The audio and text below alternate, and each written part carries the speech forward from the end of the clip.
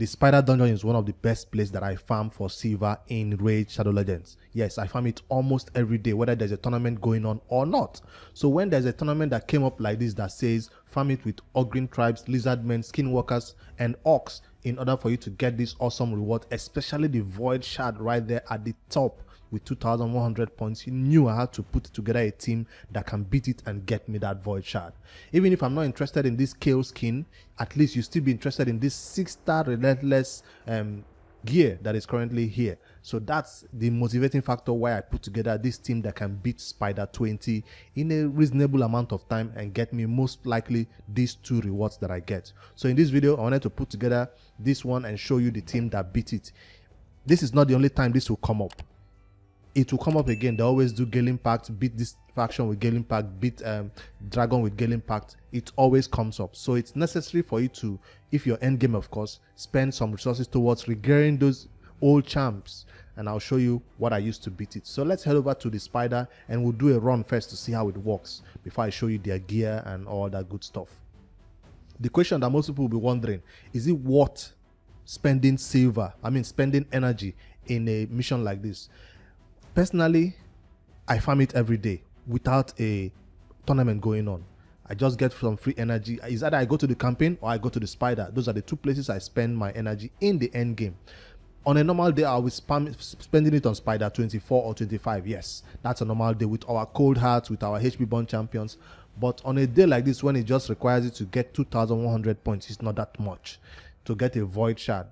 If you're 100% free to play, you cannot pass out on an opportunity to get a Void Shard, even if you're not interested in the Relentless sets. So on a normal day, I'll use it on Spider 24, 25, but on this day, mostly because this one gives me better artifact that I can sell for higher amount. But on this day, Spider 20 will just give us the amount of energy, the amount of points we need to complete that mission.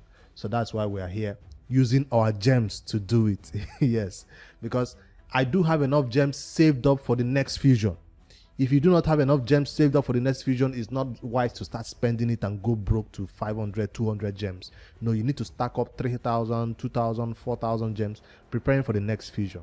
So let's do the run and I'll show you the team stats. Yes, this is the team. I put, what's his name now? Orgrin in the leader slot because of that 20% increased speed. So that's like the job of an apothecary, but we're adding 20% increased speed to all these champions. And the MVP of this entire battle is this champion that everybody forgot, Ultimate Galek. Yes, the better version of Galek. So that's the MVP because HP Bond is still the best way to do damage in the Spider. I considered coming here with all nukes, AoE nukes. That's also one way to do it, but if you have HP Bond, there is no reason not to use it in the Spider. All you need to add to it is turn meter reduction so you don't end up doing too long of a run. So the Spider don't eat the Spiderlings and then heal back up to almost full health. All right, let's do the run and see how smooth or how slow it goes. I had to regear Ultimate Galek. I had to regear, what's his name now? My stunt, Belarus. Those 2 champions, I had to regear them just for this purpose. So I didn't spend too much silver, about 10 million silver or so. That's what I had to do to get these champions working. I already had Man-Eater built. This Man-Eater is being used for my team. So I'll put it on slow mode so you understand what is happening on their turn order. The next champion, he's starting with his A2. You see, because I don't have somebody putting increased attack on my Ultimate Galek. Without increased attack on him, he will not put his HP bond down, or he will not land his HP bond. So you almost always have to set your Ultimate Galek to open with his A2 if you don't have anybody doing increased attack for him. All right, my Spider tank, which is something we normally do, somebody that will be taking all the Spiderling hits, is this Provoke champion. Iron Brago, I think that's his name. Yeah, he's the Provoke champion. And I'm relying on Belarus to do some stun. You can see some stun going on right there. So with his Provoke on them, he can begin to get some hits out. I'm waiting for that Provoke. I think he already landed a Provoke. Yes. So they'll be hitting him instead of everybody else. This is a very fast team. That's why I see the Spider. They are running laps around the Spider. Check out what Man-Eater will do now. Just check out what happens next. I love this part of the battle. Just check out.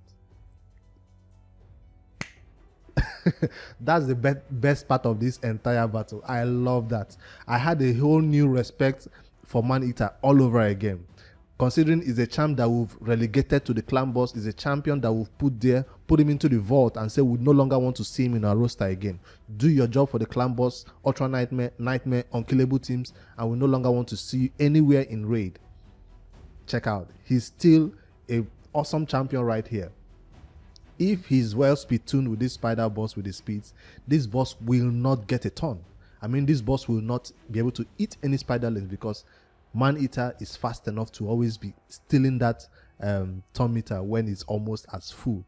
And also, Ultimate Galek also has a skill that decreases the ton meter sometimes. So that's the best part of this entire battle. That I love it when it happens. I love to watch it. Now, you do not want your Iron Brago nuking the spiderlings like this that have HP burn on them. So if I wanted to turn off that skill that makes him nuke them this hard or remove some crit damage, I would have done that, but no, because I use him in other content, I didn't want to reduce his damage. So whenever he does that provoke, it kind of almost takes their health to half. So some say the solution to that would be to farm 24 dungeons. No, I want to farm 20 so I get my points faster. Amiga will do it? Nah, he's not ready. The skill is not ready. But the spider is so slow that I can reduce the ton meter and then my Man-Eater might be fast enough to do it again. See, I reduce the ton meter. That ton meter is mine. He doesn't just remove it, he steals it. So it makes him take another extra ton. He's about to steal it again. Watch. And that's it. I love that part of the battle. So this is the team that made it work. Let me put it on fast speed now. So you know all what they are doing right now in my team. Orgrin is there for the heal. Anybody who is going low, he just swipes. But you notice something about Orgrin. He's not placing his poisons. Yes, he has a skill that is supposed to place poisons on the enemies and then place heal. I think a heal on us. Yes, one continuous heal on us. So that's the skill. But I turned it off because that poison was doing too much damage to the spiderlings.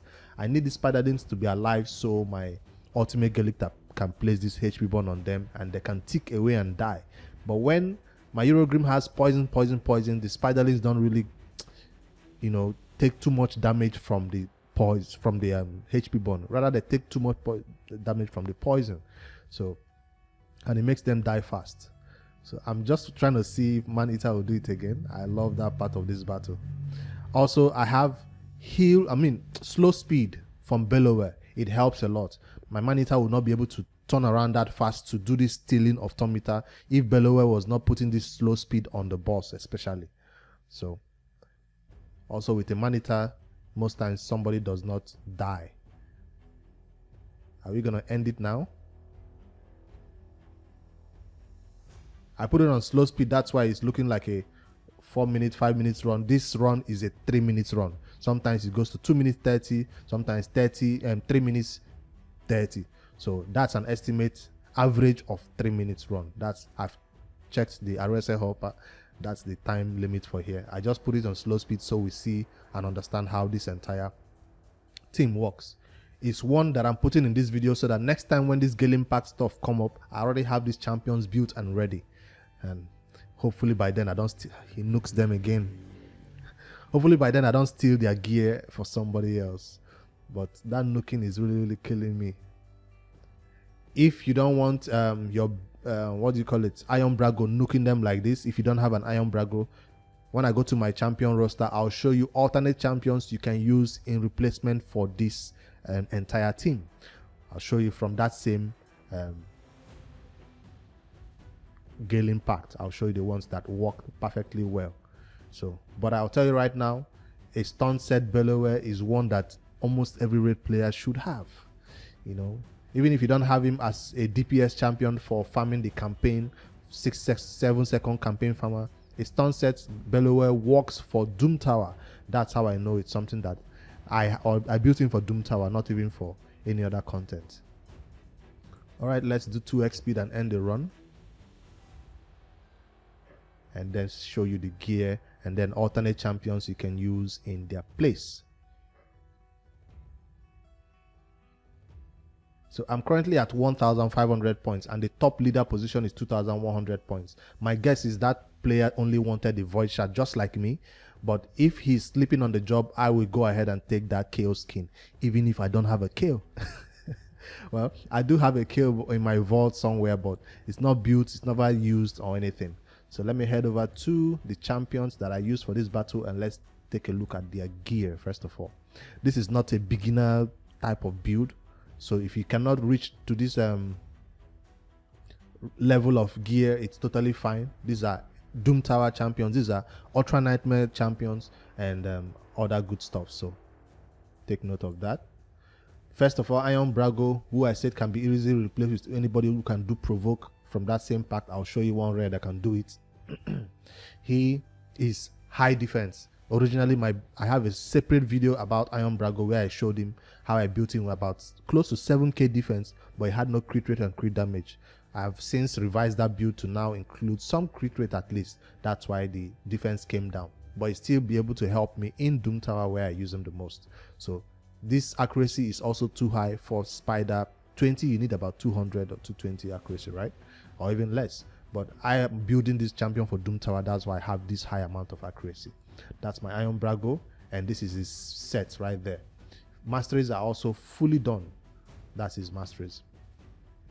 And the next champion, Orgrin, who I put in the leader slot, doesn't have masteries yet because I only use him as my poisoner for the dragon, where I use a poison explosion team. So he's just there to place poison. I've not yet built him for a solo Orgrin build.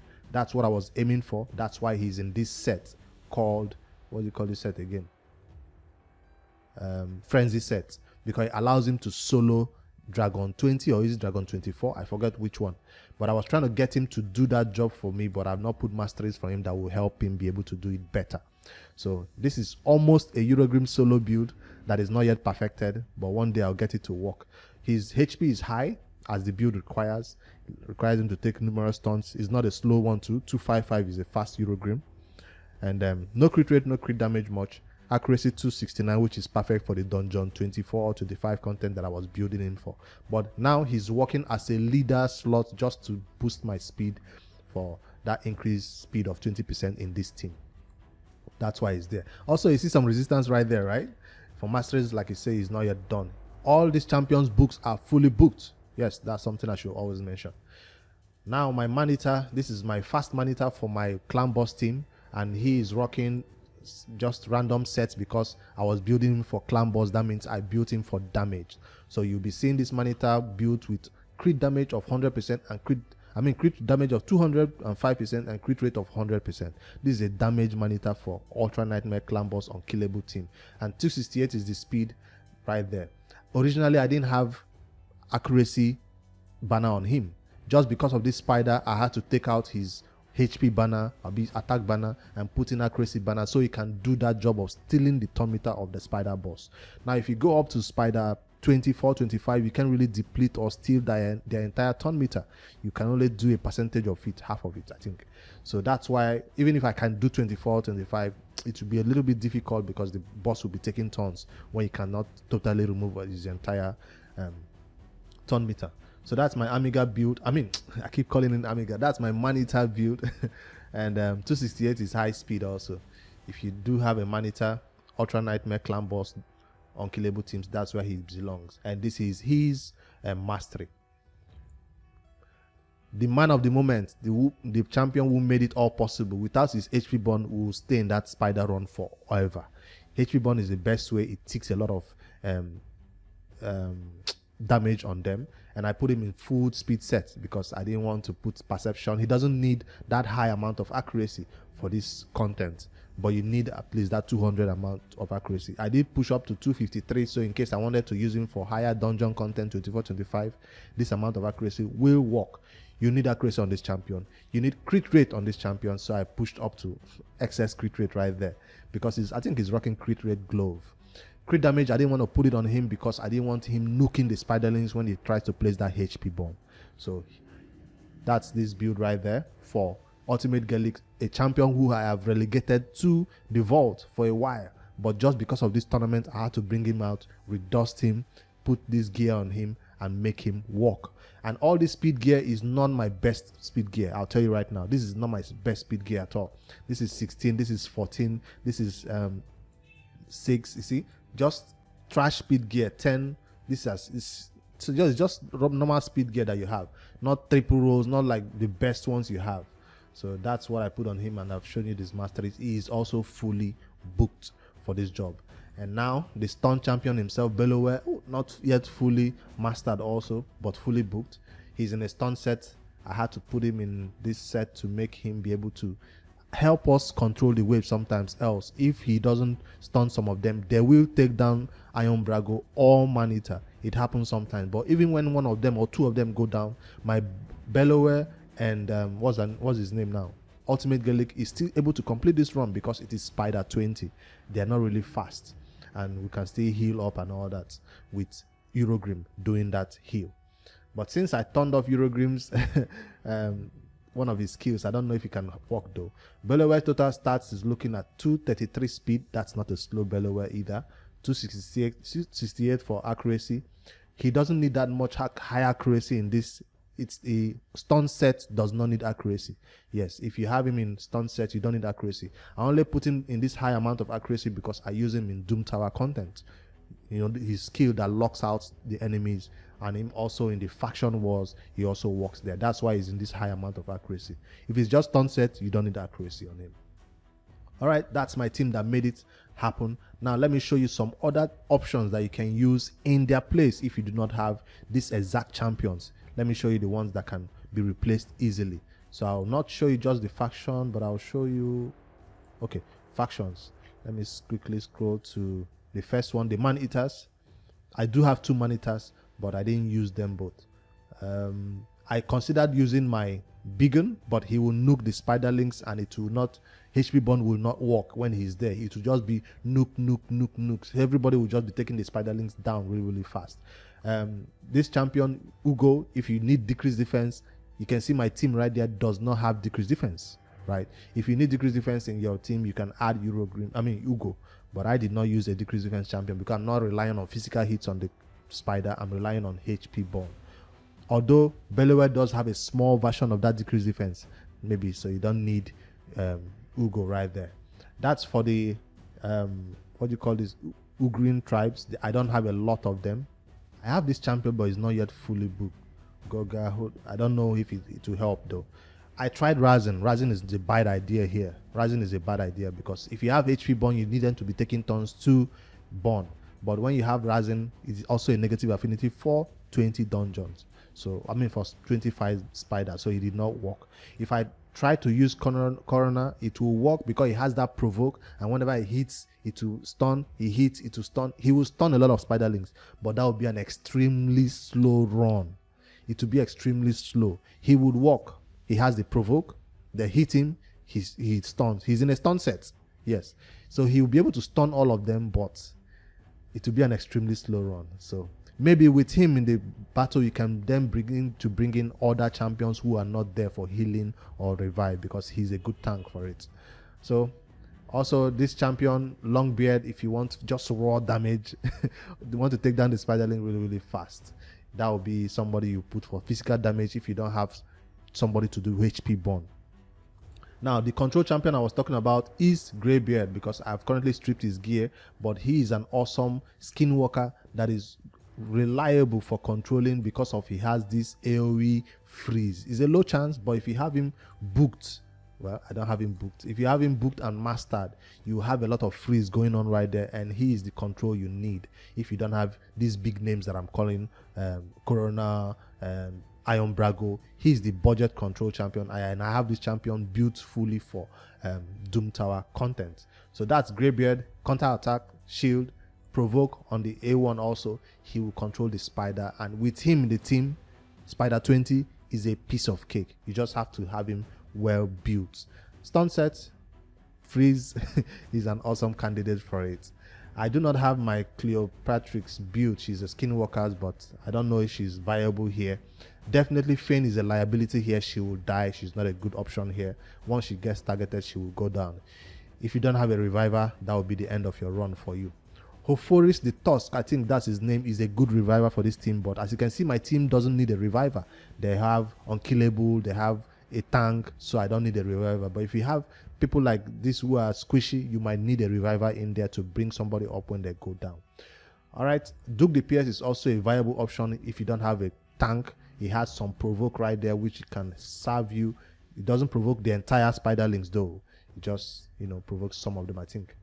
Places a provoke for 1 turn on the target enemy. Also 25% of placing provoke for 2 turns on the random enemies. So it's not a consistent provoke right there, but it works.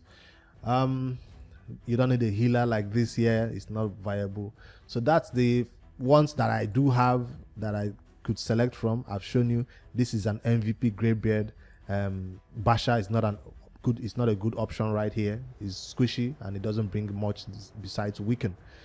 And Venomage poison doesn't really do much on this boss. You cannot also place heal reduction, or heal reduction doesn't work on the spider boss.